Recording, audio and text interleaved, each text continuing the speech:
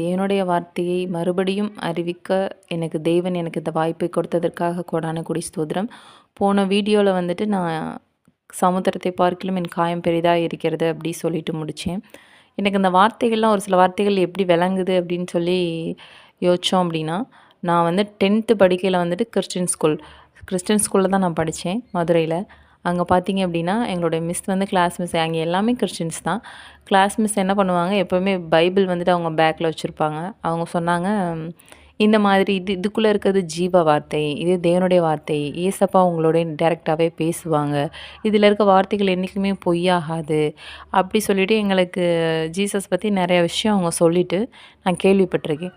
அப்போ எனக்கு புரிய ஆரம்பித்தது என்னென்னா, அவருடைய வார்த்தை உண்மைன்னு சொல்லியிருக்காங்க. அப்போ ஜீசஸ் வந்துட்டு உன் காயம் சமுத்திரத்தை பார்க்கிலும் பெரிதாக இருக்கிறதுன்னு சொல்லி கொடுத்துருக்காரு.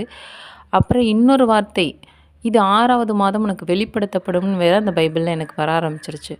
அப்போ வந்துட்டு எனக்கு ரொம்ப பயமாயிடுச்சு. பைபிளை தொடவே எனக்கு பயமாயிடுச்சு. அதனால் பைபிள் படிக்கிற ஒரு விஷயத்த நான் அப்படியே விட்டுட்டேன். கொஞ்ச நாள் சொன்ன மாதிரியே 2, 3 மாதம், 4 மாதம், 5 மாதம் கடந்து போச்சு. 6வது மாதம் எனக்கு உடம்பு சரியில்லாமல் வந்துருச்சு. நீர்க்கடுப்பு வர ஆரம்பிச்சிருச்சு. எப்படின்னா, எனக்கு வந்துட்டு ஒரு நாள் அதை வந்து நம்ம தாக்கு பிடிக்கிறதுனாலே ஒரு கஷ்டம்தான். ஆனால் தொடர்ந்து 10, 15, 20 நாளாக தொடர்ந்து அதே ப்ராப்ளம்ஸோடயே நான் வர ஆரம்பிச்சிட்டேன். நானும் எங்கள் ஊரில் கிடைக்கிற நாட்டு மருந்து ஆனநெரிஞ்சி எவ்வளவோ விஷயங்கள நான் ட்ரை பண்ணி, சோத்துக்கத்தால வெறும் வாயில சாப்பிட்றது எவ்வளவோ நான் பண்ணினேன். ஆனால் வந்துட்டு அது எதுவுமே சரியாகல எனக்கு.